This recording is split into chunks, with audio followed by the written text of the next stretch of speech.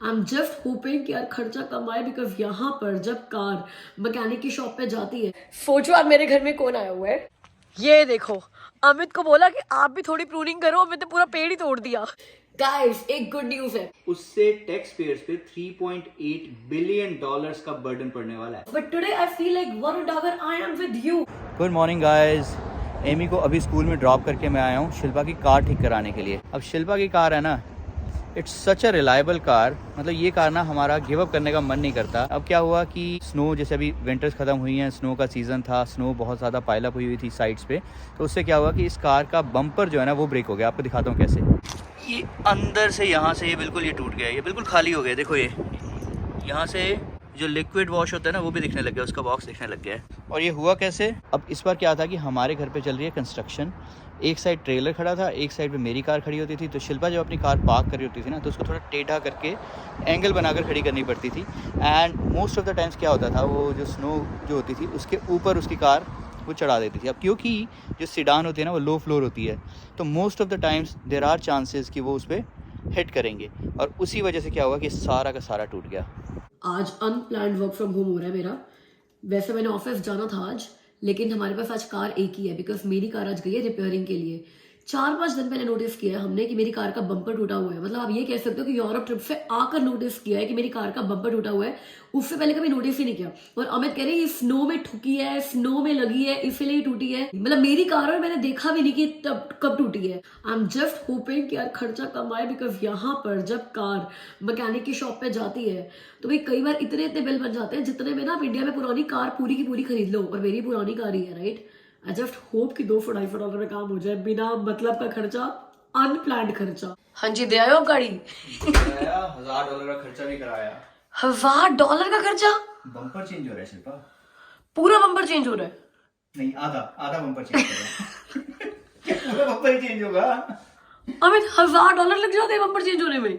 और क्या यार कितना नुकसान करा दिया आपने। ये ढंग से पार्किंग कर देते अमित आप। शिल्पा, मैं ढंग से पार्किंग करता? अमित आपने तोड़ी है वो गाड़ी पक्का।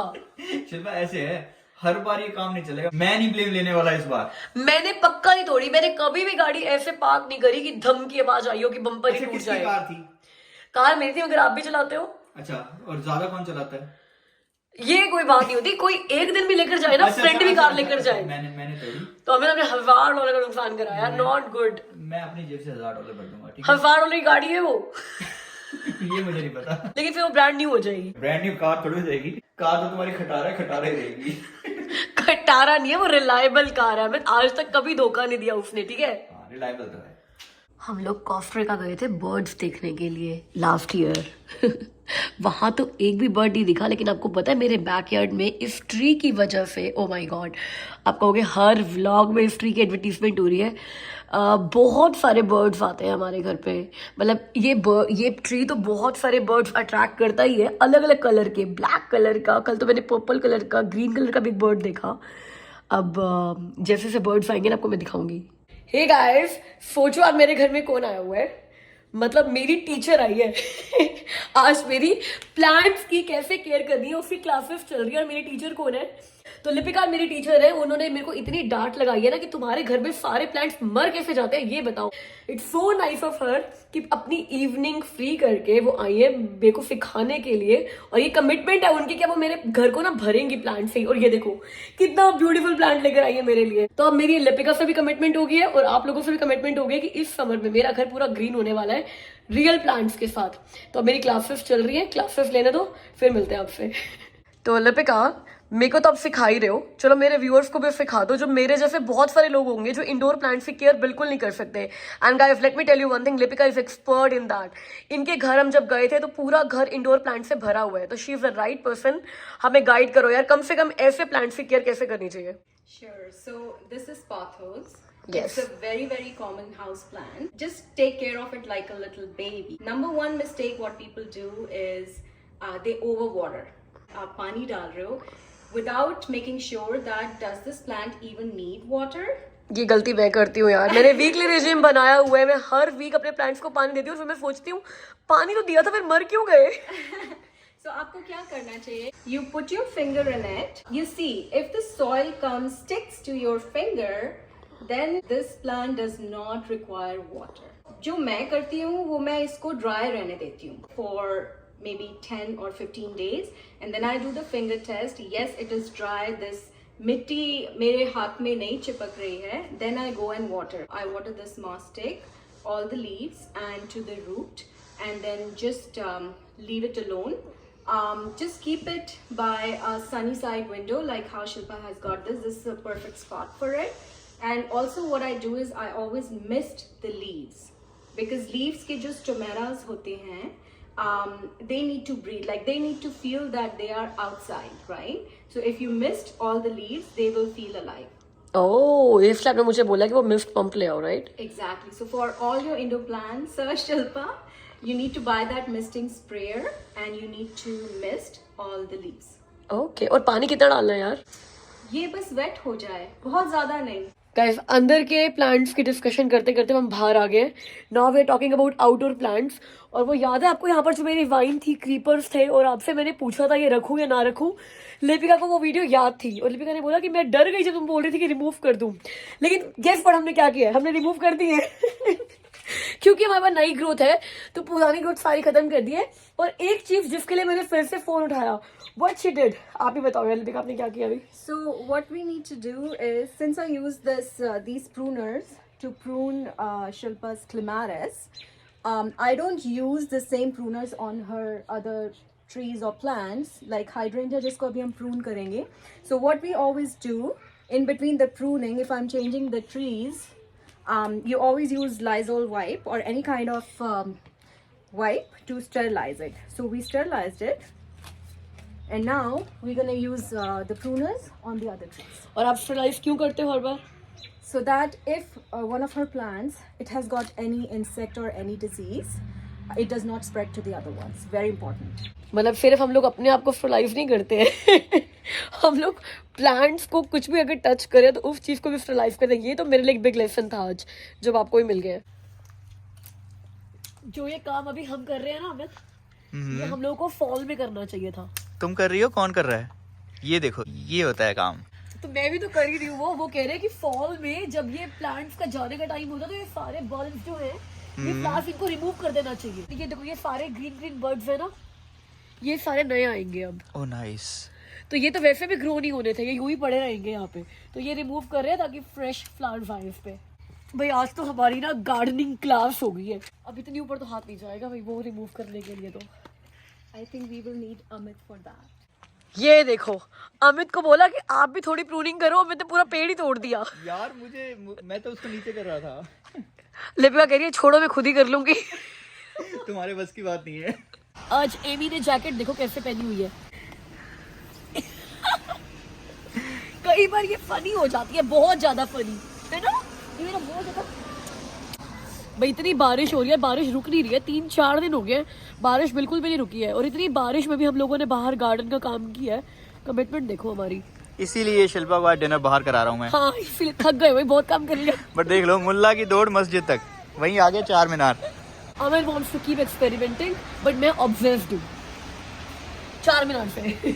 तुम हर चीज से ऑब्सेस्ड हो जाती है शिल्पा. हाँ सीरियसली. शारू आई थी ना, तो वो भी कहती मैं वीडियो में आती ही सबसे पहले चार मीनार में आई थी डिनर करने की. तुम्हारे से इतना सुना था इस रेस्टोरेंट के बारे में, और ये लोग मुझे कोई कमीशन नहीं देते. अब मांगूंगी इनसे. Take off your jacket please. Why you can not? आपको चार मीनार का मतलब पता है? मुझे पता है. क्या? चार मीनारें. हर मीनार का एक मतलब है, पता है? First secret is be a hospitable soul, मेहमान नवाजी. Second secret is respect tradition, रिवायतों की कदर. ओह माय गॉड, रिवायतों की कदर. Third secret is be generous, दरिया दिल वाले, दरिया, ओके, दरिया दिल बंदर. और fourth secret is be progressive, तरक्की का जज्बा होना चाहिए. शिल्पा ये कोई इसका मतलब नहीं है चार मीनार का, वैल्यूज है ये इनकी.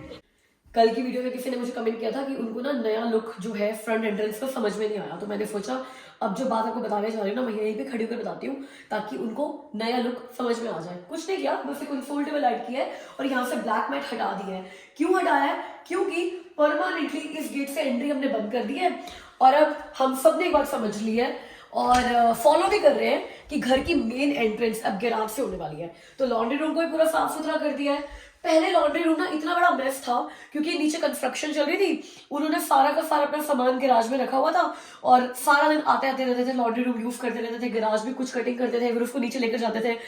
इस लॉन्ड्री रूम में ना एंटर करने का मन नहीं करता था, लेकिन जब से वो लोग गए हैं ये रूम भी साफ सुथरा हो गया है। गैराज से एंटर करो, शूज यहाँ पर उतारो, अंदर जाओ ना, तो वो गंदा सा ब्लैक मैट मुझे एंट्री पे रखने की जरूरत है, और ये एंट्रेंस भी हमेशा साफ सुथरी रहेगी, अच्छी रहेगी, ताकि सुबह जब आप उतर कर आते हैं ना नीचे तो ये साफ सुथरा देखकर अच्छा लगता है, दिन की शुरुआत अच्छी होती है, वो मिट्टी वाला मैट देखे बिना होती है।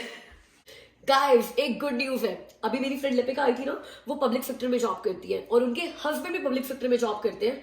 कनाडा का वो पब्लिक सेक्टर जो पिछले 12 दिन से स्ट्राइक पे चल रहा था। आपको पता है ना, कनाडा में 155,000 फेडरल गवर्नमेंट एम्प्लॉइज स्ट्राइक पर थे। क्या डिमांड्स थी उनकी, जो हर स्ट्राइक की होती है? वेज इंक्रीज तो पहला ही था, क्योंकि कनाडा में पिछले 1-1.5 साल से हम लोग बोल रहे हैं कि बहुत इन्फ्लेशन आ गया है, बहुत ज्यादा महंगाई बढ़ गई है, तो उनको एक ऐसा वेज इंक्रीज चाहिए था जो इन्फ्लेशन को मैच करे। और दूसरा, flexible work from home policy चाहिए थी कि भाई सिर्फ ऑफिस आकर काम नहीं करेंगे, हमें वर्क फ्रॉम होम चाहिए ही चाहिए। और कुछ उनके 1-2 इंटरनल इश्यूज थे। तो 155,000 एम्प्लॉइज में से 120,000 एम्प्लॉइज वापस आ गए हैं, बिकॉज मंडे को एक टेंटेटिव एग्रीमेंट साइन हो गया है। तो उनके कुछ डिमांड्स मान ली गई है और कुछ पे काम चल रहा है, लेकिन 35,000 CRA एम्प्लॉइज अभी भी स्ट्राइक पर ही हैं। तो शी वाज टेलिंग मी कि यार मतलब बहुत मुश्किल था उनके लिए भी। ऐसा नहीं होता कि जब लोग स्ट्राइक पर जाते हैं तो वो बड़े मजे में होते हैं कि यार हम तो स्ट्राइक पर है। तो she was telling the internal things कि यार हम लोग भी बड़ी टेंशन में थे, हमें था कि स्ट्राइक जल्दी खत्म हो, काम पर हम वापस जाए, बिकॉज जो काम पाइल अप हो चुका है वो तो उन्हीं को ही कंप्लीट करना है ना। अब 12 दिन का काम जो है अब उनको कंप्लीट करना है। तो खुशी की बात ये है यार कि पासपोर्ट की लाइन्स बढ़ती जा रही थी, बिकॉज पासपोर्ट ऑफिस में भी लोग काम नहीं कर रहे थे, इमिग्रेशन में लोग काम नहीं कर रहे थे। आई हैव हर्ड लोगों की ओथ जो स्केड्यूल थी वो ओथ भी कैंसिल हो गई थी, and they were very cautious कि यार ओथ की डेट आएगी कब। और जिन लोग यार वो टेस्ट हो चुके थे, सिटीजनशिप टेस्ट, तो उनको था कि यार हमारी कभी ओथ की डेट आएगी भी कि नहीं आएगी। जो वीजा ऑफिस के अंदर PR के फाइल्स पड़ी हुई है, CIC बोल रहा है कि 12 दिनों में ना हम लोगों ने 1 लाख PR की फाइल्स सेटल कर देनी थी, जो कि अब हम पीछे हो गए, हमारा बैकलॉग हो गया है। तो एटलीस्ट अब लोगों के PR आने शुरू हो जाएंगे, लोगों के पासपोर्ट्स आने शुरू हो जाएंगे, लोगों की ओथ सेरेमनी डेट्स आनी शुरू हो जाएंगी, और जिन लोगों ने टेस्ट दे दिए, सिटीजनशिप टेस्ट दे दिए, उन लोगों को ओथ उनकी स्केड्यूल भी हो जाएगी। और मुझे लगता है कि विजिट वीजा भी इससे हैम्पर होंगे। बड़ी मुश्किल से इंडिया का विजिट वीजा का वेटिंग टाइम जो है कनाडा का 18 दिन पे पहुंचा था। एक्चुअली इंडिया से अगर आप विजिट वीजा अप्लाई करो अपने पेरेंट्स का, क्योंकि मैं सोच रही थी कि अपने पेरेंट्स का विजिट वीजा मैं इस साल अप्लाई करूंगी, उनका पासपोर्ट एक्सपायर हो रहा था, तो सिर्फ पासपोर्ट उनको रिन्यू कराने के लिए बोला है। तो मेरा प्लान था कि इस साल उनका पासपोर्ट रिन्यू होकर आता है तो मैं उनका विजिट वीजा अप्लाई करूंगी। तो मैं एक ना चेक रख रही थी कितने दिन में उनका वीजा आ जाएगा, कि एमी की समर वेकेशन तक वो लोग कनाडा में आ पाएंगे कि नहीं आ पाएंगे। तो 18 दिन में विजिट वीजा आ रहा था, बट अब मुझे लगता है थोड़ा वो भी डिले हो जाएगा। बट हैप्पी कि वो वापस आगे, डिले हो जाएगा मगर आएगा। तुम्हारा वैसे ना ये सनसनीखेज जो न्यूज़ है ना, है तो बहुत बढ़िया और अच्छा भी लग रहा है कि स्ट्राइक से लोग वापस आ गए, पर तुम्हें ये नहीं पता कि इससे कितनी बड़ी प्रॉब्लम होने वाली है हम लोगों के लिए, हम टैक्स पेयर्स के लिए। ये जो स्ट्राइक है ना, इनकी जो बातें जो मानी है गवर्नमेंट ने, उससे टैक्स पेयर्स पे $3.8 बिलियन का बर्डन पड़ने वाला है। अब देखो टैक्स बढ़ेंगे हमारे भी। क्या बात कर रहे हो? सीरियसली, अब देखो। यार आप लोग वरुण डागर को जानते हो? He was one of the contestants and India's best dancer too. मेरी फ्रेंड है एक, उसने अपने इंस्टाग्राम पे ना आज एक स्टोरी डाली थी, मुझे उसके बारे में आज ही पता चला वरुण डागर के बारे में। उसने इंस्टाग्राम पे स्टोरी डाली थी कि जो भी वरुण डागर के साथ हुआ in India, it was not good, I am with Varun Dagar, it's hurtful. And then I dig more कि है क्या, तो मैं उसके इंस्टाग्राम पेज पे गई। He has very good following, he is a street dancer जो इंडिया में CP में कनॉट प्लेस पे अपने डांस परफॉर्मेंसेस करता है, गिटार बजाता है और लोगों को एंटरटेन करता है। और फिर उसका मैंने थोड़े वेबसाइट्स पे पढ़ा उसके बारे में, तो वो बोल रहा है कि यार अपना आर्ट दिखाने के लिए इंडिया में लोगों को ना ज्यादा स्टेज नहीं मिलती है, मौका नहीं मिलता है, तो I am the street performer, जो मैं स्ट्रीट पे परफॉर्म करके लोगों को अपना आर्ट दिखाऊंगा। And this kind of act is very very common in Europe, even in Canada. आप डाउनटाउन में जाओ, लोग गिटार बजा रहे होते हैं, कोई परफॉर्मेंस दे रहा होता है। इवन इन मॉन्ट्रियल जब हम लोग गए थे, क्यूबेक में जब हम लोग गए थे, तो हर शाम को एक जो बड़ी हसल बसल वाली जगह होती है, जैसे कि इंडिया में दिल्ली में CP है, बड़े सारे लोग अपने अपना आर्ट दिखा रहे होते हैं और लोग उनको अप्रिशिएट भी कर रहे होते हैं और वो इंजॉय भी कर रहे होते हैं आर्ट को। मतलब expression of the art should be a freedom. अब उसके साथ क्या हुआ है, as he's claiming कि he was manhandled by some parking people and the police officers. क्यों? क्योंकि वो CP में ऐसे क्यों अपना आर्ट दिखा रहा था. If that's the true news कि सिर्फ इसी वजह से उसको पुलिस ने मिसबिहेव किया और पार्किंग ऑफिसर्स ने मिसबिहेव किया, उसकी वीडियो है इंस्टाग्राम पे, and I saw that कि सच्ची में उसको धक्के मार के निकाल रहे हैं बहुत ही बुरी तरह से. एक तो मुझे ये समझ नहीं आता, Who gives the right to people to disrespect other people? यहाँ पर भी पुलिस है, यहाँ पर भी लॉ है, यहाँ पर भी रूल्स रेगुलेशन है, यहाँ पर भी डिसिप्लिन है, बट यहाँ पर पुलिस आपको ऐसे ड्रैग करके, ऐसे थप्पड़ मारकर, ऐसे अपनी जीप पे डाल सकती. They are very very respectful until it's proven कि आप गिल्टी हो, आप क्रिमिनल हो. आपको कोई साइड से भी ऐसे धक्के मार मार के मार पीट कर ही लेकर जाता. यू नो, यही पर ही फर्क पता चलता है. मतलब बेसिक ह्यूमन राइट्स के लिए भी जब आपको फाइट करना पड़े ना, फिर आपको लगता है क्या है यार. मतलब I am so angry today कि एक बंदा आर्टिस्ट है, वो अपना आर्ट दिखा रहा है, वो लोगों को एंटरटेन कर रहा है, वो कोई लॉ थोड़ी तोड़ रहा है. और ये तो बाहर की कंट्री में आकर देखो सब बड़ा कॉमन है. क्या कर दिया उसने ऐसा यार. I don't know if that's true, but if that's true, पता नहीं, मुझे तो वीडियो देखकर इतना गुस्सा आ गया. I want to say, you know, probably he doesn't even know me. Probably our paths will never cross. But today I feel like Varun Dagar, I am with you. You know, fight for it. Fight for it. कि ये चीज change होनी चाहिए. How can you disrespect people, man? किसी की disrespect करने का कोई हक नहीं है, चाहे गरीब से गरीब बंदा हो या कोई अमीर से अमीर बंदा हो. आज तो शिल्पा को बहुत ही गुस्सा आ गया.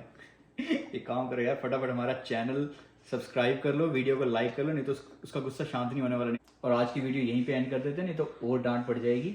आपसे मिलते हैं कल की वीडियो में, अगली वीडियो में. तब तक के लिए अपना ध्यान रखना. बाय. बाय तो नहीं करूंगी, वो गुस्सा बस मोमेंट का था यार, ऐसा कुछ नहीं है. क्योंकि बर्थडे शाउट पेंडिंग है. 28 अप्रैल को बर्थडे था मम्मा का. आपको बताया था हमने जब एमी ने मम्मा के लिए कार्ड बनाया था.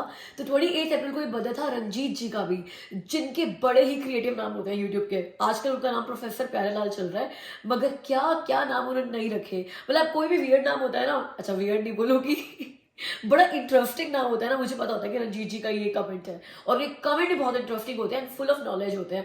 तो उनका बर्थडे था 28 अप्रैल को. Wish you very very very happy belated birthday Ranjeet ji.